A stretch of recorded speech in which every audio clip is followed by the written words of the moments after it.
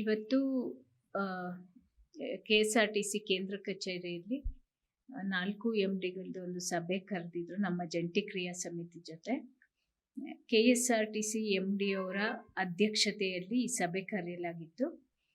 ಉಳಿದ 3 ವ್ಯವಸ್ಥಾಪಕ ನಿರ್ದೇಶಕರುಗಳು video conference ಮೂಲಕ ಈ ಸಭೆಗೆ ಸೇರಿಕೊಂಡಿದ್ರು.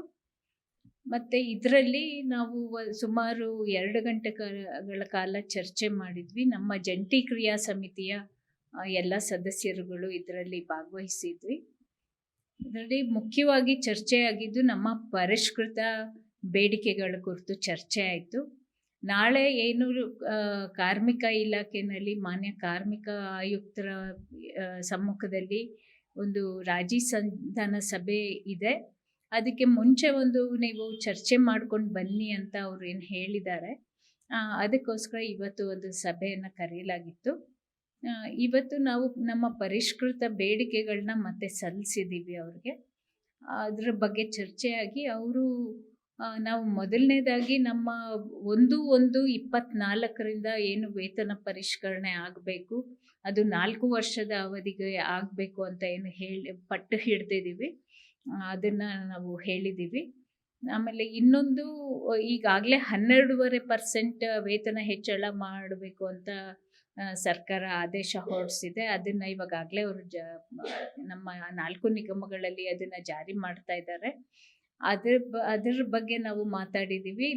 ನಾವು ಕಳೆದ ಸಲ 25% ಅಂತ ನಾವು ಬೇಡಿಕೆ ಇಟ್ಟಿದ್ವಿ. ಅದನ್ನು 20%ಗೆ ನಾವು ಪರಿಷ್ಕರಣೆ ಮಾಡಿದ್ದೀವಿ ಬೇಡಿಕೆನ.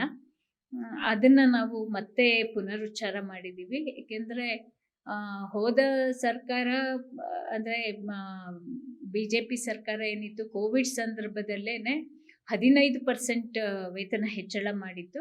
ಹಾಗಾಗಿ ಕನಿಷ್ಠ 15% ಮೇಲೇ ಕೊಡಬೇಕು ವೇತನ ಹೆಚ್ಚಳ ಅಂತ ನಾವು ಈ ಸರ್ಕಾರವನ್ನು ಕೇಳಿದ್ವಿ.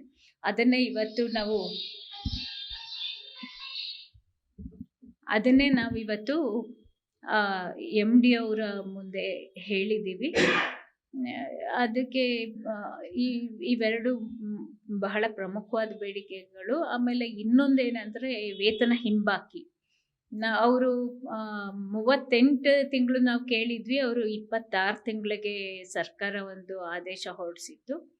ಅದರಲ್ಲೂ ಕೂಡ 1272 ಕೋಟಿ ಮಂಜೂರು ಮಾಡಿತ್ತು. ಅದರಲ್ಲಿ 450 ಕೋಟಿ ಬಿಡುಗಡೆ ಮಾಡಿ ನಮ್ಮ ಕಾರ್ಮಿಕರಿಗೆ ಅದನ್ನು ಪಾವತಿ ಮಾಡಿದೆ ಈಗಾಗಲೇ. ಅದಕ್ಕೆ ನಾವು ಇನ್ನು ಉಳಿದ ಮೊತ್ತವನ್ನು ಕೂಡಲೇ ಪಾವತಿ ಮಾಡಬೇಕು ಅಂತ ಹೇಳಿದ್ದೀವಿ. ಅದನ್ನು ಕೂಡ ಅವರು ಪ್ರಪೋಸಲ್ನ ಸರ್ಕಾರಕ್ಕೆ ಆ ಪ್ರಸ್ತಾವನೆಯನ್ನು ಕಳಿಸಿದ್ದೀವಿ ಅಂತ ಹೇಳಿದ್ದಾರೆ. ಸೊ ಇನ್ನು ಉಳಿದ ಬೇಡಿಕೆಗಳೇನಿದ್ದಾವೆ, ಬಾಟ ಇರ್ಬೋದು, ಆಮೇಲೆ ಬೇರೆ ಭತ್ಯೆಗಳಿರ್ಬೋದು, ಆಮೇಲೆ ವಾರ್ಷಿಕ ಬಡ್ತಿ ಅಂದರೆ ಇನ್ಕ್ರಿಮೆಂಟ್ ಇರ್ಬೋದು, ಇದ್ರ ಬಗ್ಗೆ ಎಲ್ಲ ಕೂತ್ಕೊಂಡು ನಾವು ಇನ್ನೊಂದು ಪ್ರತ್ಯೇಕ ಸಭೆ ಕರಿತೀವಿ. ಆಗ ಕೂತ್ಕೊಂಡು ಇದ್ರ ಬಗ್ಗೆ ಚರ್ಚೆ ಮಾಡಿ ನಾವು ತೀರ್ಮಾನ ತಗೊಳ್ಳೋಣ ಅಂತ ಹೇಳಿದ್ದಾರೆ. ಆದರೆ ಈ ಸರ್ಕಾರ ಏನು ಆದೇಶ ಹೊರಡಿಸಿದೆ, ವೇತನ ಹೆಚ್ಚಳ ಮತ್ತು ವೇತನ ಪರಿಷ್ಕರಣೆಯ ಅವಧಿ, ಅದ್ರ ಬಗ್ಗೆ ಮಾತ್ರ ನಾವು ತೀರ್ಮಾನ ತಗೊಳ್ಳೋಕ್ಕೆ ಸಾಧ್ಯ ಇಲ್ಲ. ಅದು ಸರ್ಕಾರದ ಮಟ್ಟದಲ್ಲೇ ಆಗಬೇಕು ಅಂತ ಮತ್ತೆ ಅವರು ಪುನರುಚ್ಚಾರ ಮಾಡಿದ್ದಾರೆ ಮಾನ್ಯ ವ್ಯವಸ್ಥಾಪಕ ನಿರ್ದೇಶಕರು. ಅದು ನಮಗೂ ಗೊತ್ತಿರೋವಂಥದ್ದು, ಅದು ಎಲ್ಲರಿಗೂ ಗೊತ್ತಿರೋವಂಥ ವಿಷಯ. ಹಾಗಾಗಿ ನಾವು ಅವ್ರನ್ನ ಒತ್ತಾಯ ಮಾಡಿದ್ದೀವಿ, ನೀವು ಶೀಘ್ರದಲ್ಲೇ ಒಂದು ಸರ್ಕಾರದ ಮಟ್ಟದಲ್ಲಿ ಅಂದರೆ ಸಾರಿಗೆ ಸಚಿವರ ಅವ್ರ ಜೊತೆ ನಮ್ಮನ್ನು ಸಭೆ ಕರಿಬೇಕು ಅಂತ, ಕರೆಯೋಕ್ಕೆ ವ್ಯವಸ್ಥೆ ಮಾಡಬೇಕು ಅಂತ ಅವರು ಅದಕ್ಕೆ ಒಪ್ಕೊಂಡಿದ್ದಾರೆ.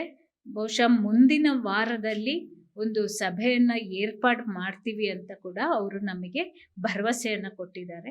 ಈ ನಿಟ್ಟಿನಲ್ಲಿ ಇವತ್ತು ಒಂದು ಹಂತಕ್ಕೆ ಈ ಸಭೆ ನಮಗೆ ಆಶಾದಾಯಕವಾಗಿದೆ ಅಂತ ನಾವು ಹೇಳೋಕ್ಕೆ ಇಷ್ಟಪಡ್ತೇವೆ.